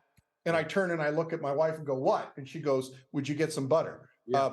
Now she's got my attention, and it's just that in nature, we do so much caregiving for our children. We're keeping them safe, clean, and fed, and we're constantly projecting tone and body language. With a pup, they mature more rapidly. So if you pick up the leash and you give it a tap to the side, just to the side. Enough. I'm not talking about this yank and crank, might is right, correct your dog nonsense. Right. I'm talking about, Pop, what? Hey, don't do, that's a good dog. I am a good dog. What was that other sound you used? If they grow up with little versions of that, the day comes where you just go, and they stop. But if they start to realize they're faster, more agile, they start to get tone deaf. So, Right. and then I always apply what I call the rule of three. The rule of three is the way our brains work, Ron, whether we're learning to shoot or play a video game or in a relationship or in a job, is our brains are always looking for patterns to try and figure out what leads to success, what's leading to failure, what's causing me the problems here. I'm in business, my receipts are down. Why? Oh, I got a new guy on there. So that's the way brains work. That's the way a dog's brain works. But usually what happens is a dog does something like jump on a person and the person goes, son of a gun, I got to change my shirt because they were drinking coffee now. The dog has to decide, is jumping bad or morning's bad? Is John bad? Is John bipolar? Am I bad? The dog's got a lot to choose from. But when you have a leash, you can apply the rule of three, where you take the dog from what? Here's what I found. To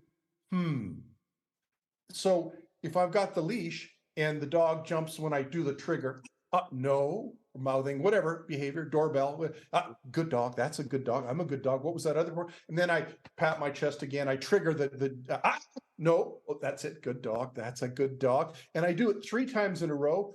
That's where you start to see the magic in a dog. When you've got all the colors working in the palette, and that's one of them, is apply a pattern. I don't like to do more than 3 of a micro portion of the behavior, but eventually, it's not like the dog never jumps again, but I get the dog to a point where it wonders, is it jumping? And because the lead's on, I can bring the dog back into the classroom more frequently. And until we get, oh, I'm not bad, you're not bad, jumping is bad. And it just becomes another little bit of credibility in the account, so that the dog's learning so much because you're giving a pattern, but the pattern's often missing in a lot of dog training. I want people, because people will hear this and be like, well, he didn't say, and I know you're going to like this. He didn't say how hard he hits the dog. Okay. Right. Yeah.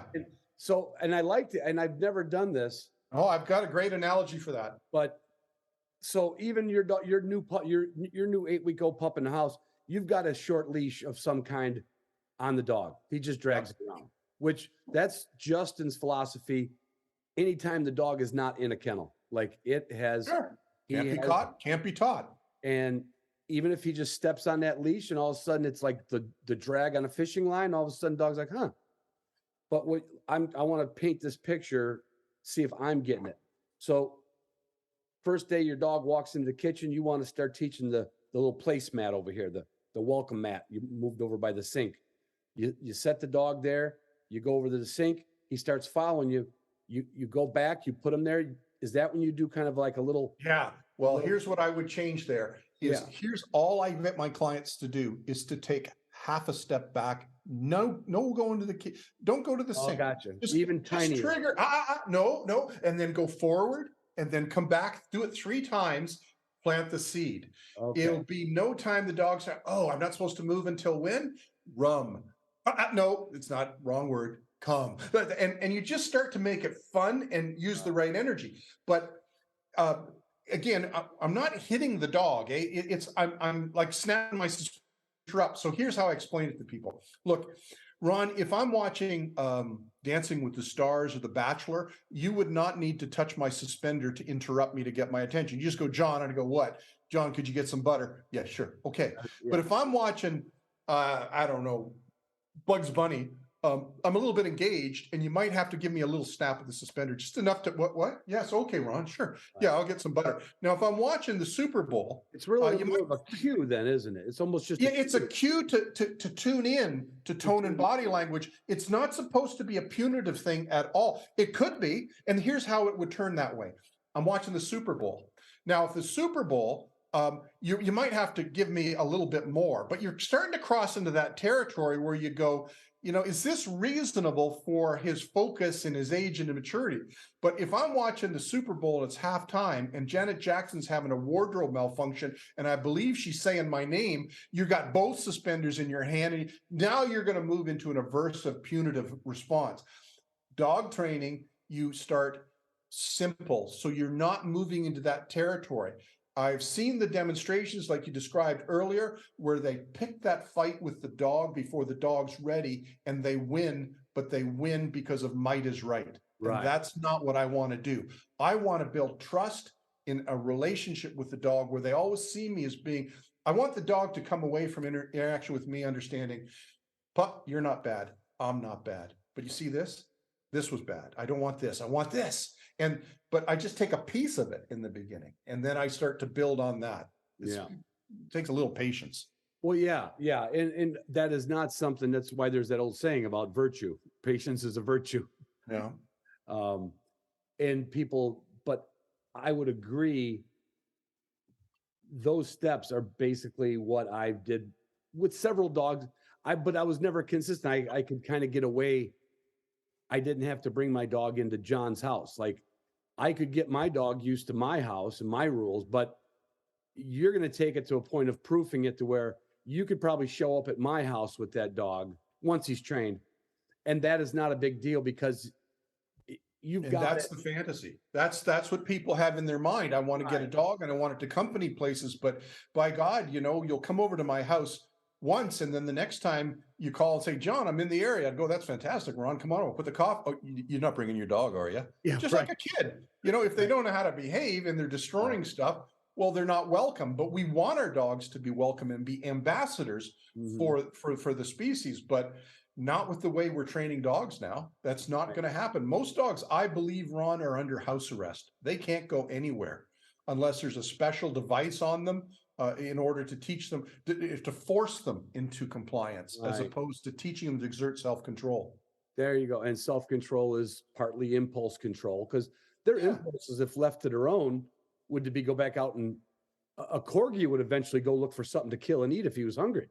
Yeah. And they live in an urban environment, which means they will require always a higher level of supervision and guidance. But I don't think we're scratching the surface with the way we're training dogs as far as what they're capable of and the enjoyment people could have from their dogs if they just embraced what I call nature's template. Look, you look at dogs, wolves, apes, human beings. You know what none of them do? Anything the amateur dog training world tells you to do. Yeah, none of them do. Right. None of them do. Nope. Well, yeah, no. This is an analogy. This goes back to hunting. Something Justin said to me one time. He's kind of basically picking on all of us hunters with our new dogs, right? Because he does things so methodically, he gets the results so quickly because he's never confused the dog. No. Right. And that's what we tend to do, right? We confuse them. 1 minute it's okay, the next minute it's not okay, next minute it's okay over here. We confuse our dogs. He said, what does any bird dog do first time a pheasant flies up out of the grass? And we're all happy about it. Like, oh, he's going to chase him all the way to the horizon. And the good thing is the wild pheasant can't be caught. So that dog might have learned to not chase at 200 yards next time, might only chase at 100, but he might always chase. He says, you watch a coyote hunt and he pounces on a pheasant. And if the pheasant gets away, if he misses his pounce because his nose is wrong or whatever, he doesn't waste any energy chasing the pheasant. No. And like that stuck in my head. Like, yeah, they don't need to chase a bird that's not, in our case, that's not shot. And it shouldn't be traumatic for them not to chase it. It should just be like, oh, we don't chase birds that aren't shot. A coyote would never waste the calories. Yeah. I see their point. Yeah. You see what I mean? Yeah. So try to bring this into a little high. I want to kind of go to something that you do or you've done with guard dog work, with like the Schutzen work, right? Right. With German Shepherds, let's say, or Malinois or whatever. When we're talking about I don't like when people give the birds too early. My analogy is my dad didn't give me a Playboy when I was 6 because he knew I was gonna like it when I was 13. That's right. Yeah. So there was no, he didn't need to imprint that on us. That's genetic, right? That's Right. Yes. we Yep. can't fight. So let's say with a bite dog or a guard, I don't even know if it's a good word for him, but a guard dog that has to Right. eventually learn to bite. You wouldn't start that puppy out. The first thing you're teaching is not how to bite, right? Because you're counting on that being in them, or Oh, yeah. Malinois, they're kind of born. that's what I mean. Biting. Yeah. It's kind of like a German Shepherd on crack as soon as they're Right. born. So Yeah. you're not going to take that Malinois and start playing tug of war with it with your arm. Well, you can if you're using it as a vehicle to teach them how to stop doing it. Like, here's the way I look at it. I mean, Ron. puppy. You know how we like, play with our kids, our dads, they roughhouse with their sons and their daughters. yeah. It's because in play, dad will, whoa, too rough now, settle down, and Yeah. they have to bring it down. So if they're using it as a vehicle to exert self-control, I get it. But I always tell people, look, any idiot can get a dog to bite. It takes some skill to get them to stop biting or ask you, should I bite? Yeah. Yeah. Or dad, can I go beat up that other dog? Nope, not today. No, it's just a little one. Nobody will this- miss it.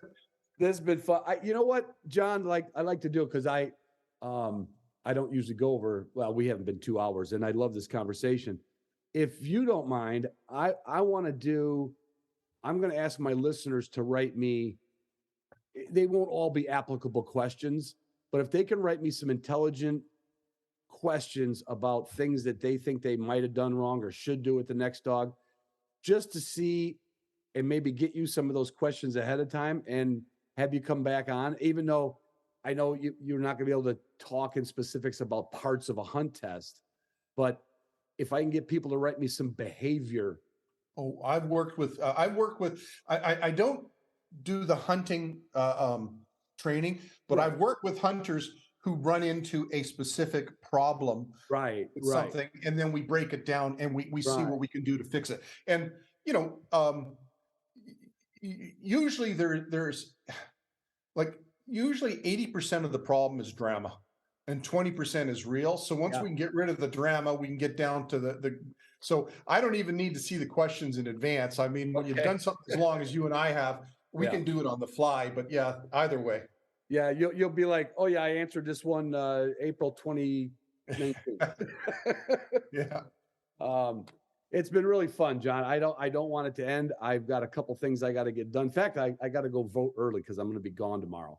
All righty. So I can't thank you enough for coming on. I hope if anybody takes away anything from this, that I mean, the episode could be called Baby Steps, right?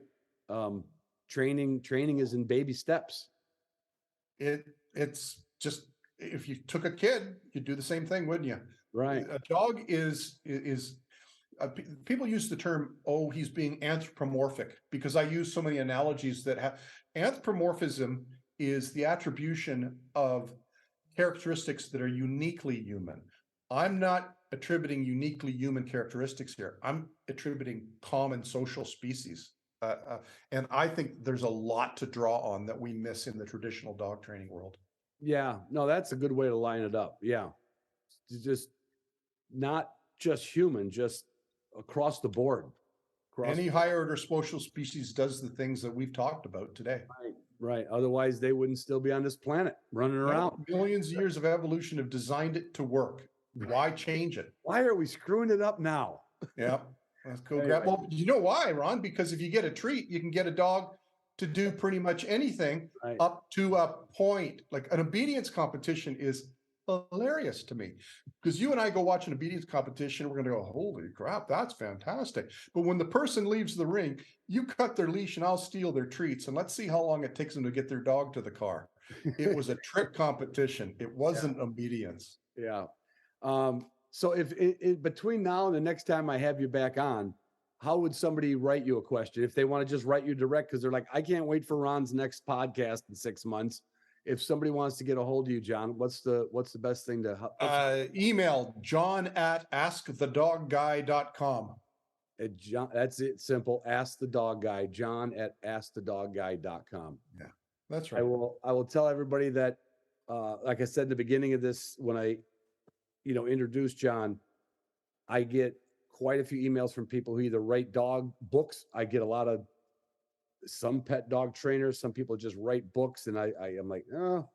And when I saw a couple of your clips, your approach, all I can say is you probably should have been training hunting dogs all this time, because Ron, I was but- watching your videos there, and I thought, geez, what I love more than anything else is scent detection work. But I'll tell you, I love watching hunting dogs hunt. I would follow you in the field behind the shotgun and just to watch. I really do enjoy that type of outing. I think the hunting dog world is it's just beautiful to be able to see those dogs doing what they were designed to do. Yeah, and I feel the same way about the pet dog world, except you guys got a lot more. What do we call it? Poor breeds. You got to deal with a lot more poor breeds, and I get to deal with just a few more pure breeds. All right, John, thank you so much. All righty, I appreciate the time. I will. I'll get this. I think I've recorded.